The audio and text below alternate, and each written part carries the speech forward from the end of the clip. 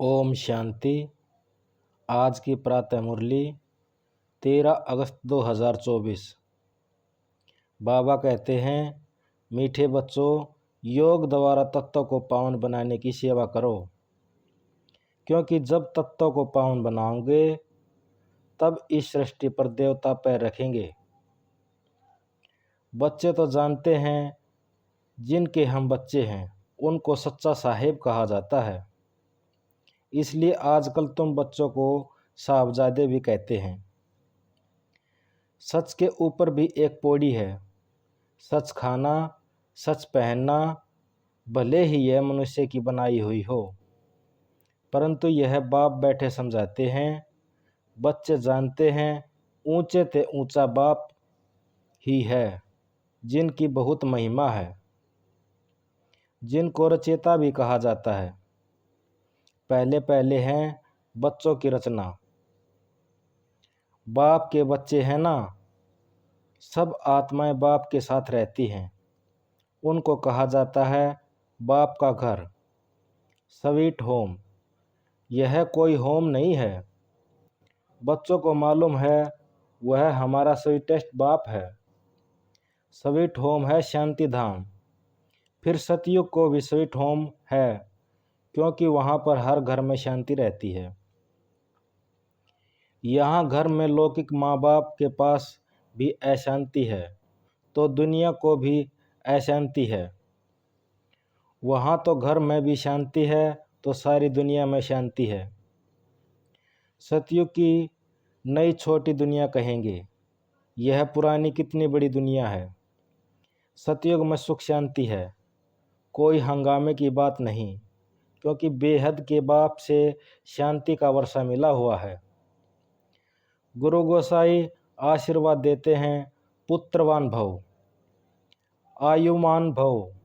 यह कोई नई आशीर्वाद नहीं है, बाप से ऑटोमेटिक वर्षा मिलता है। अब बाप ने तुम बच्चों को समृद्धि दिलाई है, जिस पारलौकिक बाप को भक्ति मार्ग से सभी धर्म वाले याद करते हैं। जब दुख की दुनिया होती है, यह ही है पतित पुरानी दुनिया।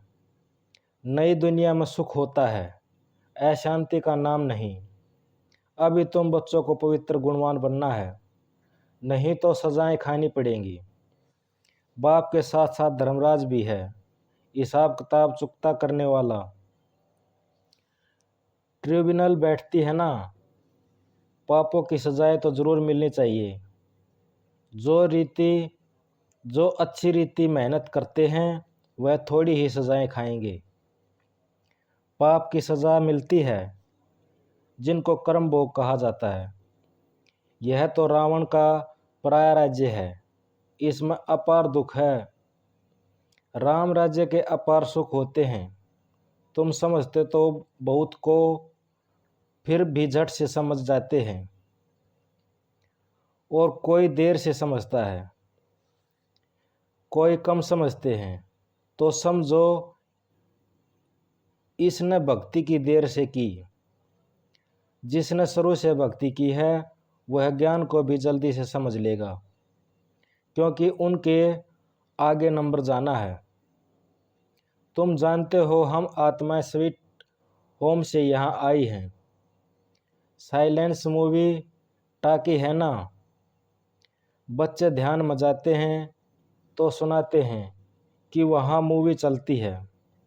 उनका कोई ज्ञान मार्ग से ताल्लुक नहीं। मुख्य बात है अपने को आत्मा समझ बाप को याद करो, बस और कोई बात नहीं। बाप निरंकार बच्चों को भी यानी आत्मा के इस शरीर में निरंकार है, और कोई बात ही नहीं उठती। आत्मा का लव तो एक परमपिता परमात्मा के साथ है। शरीर तो सब पतित हैं, तो पतित शरीर से लव हो न सके। आत्मा भले पावन न हो बन जाती, परंतु शरीर तो पतित है। पतित दुनिया में शरीर पावन बनता है नहीं। आत्मा को तो पावन यहाँ बनाना है, तब इन पुराने शरीरों का विनाश होगा आत्मा तो अविनाशी है। आत्मा का काम है बेहद के बाप को याद कर पावन बनना। आत्मा पवित्र है तो शरीर भी पवित्र चाहिए। वह मिलेगा नई दुनिया में।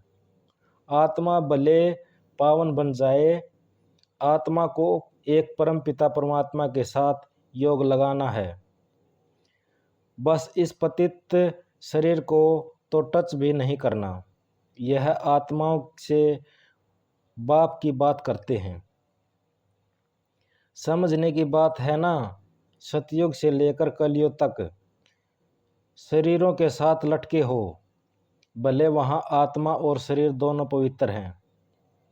वहाँ विकार में जाते नहीं जिनसे शरीर या आत्मा विकारी बने।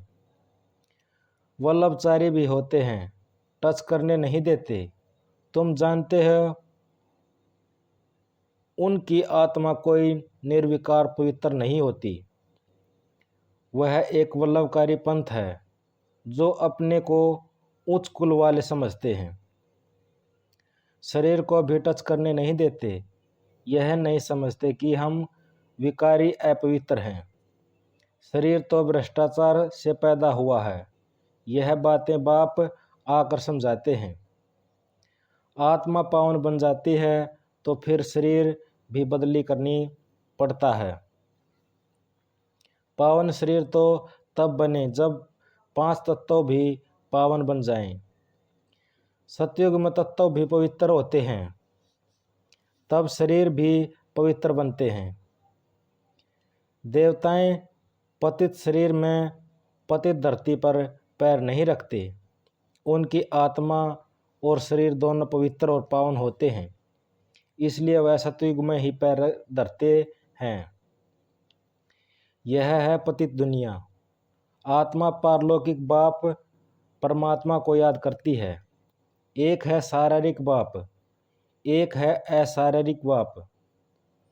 शरीरी बाप को याद करते हो क्योंकि उनमें ऐसा सुख का वर्षा जरूर मिला है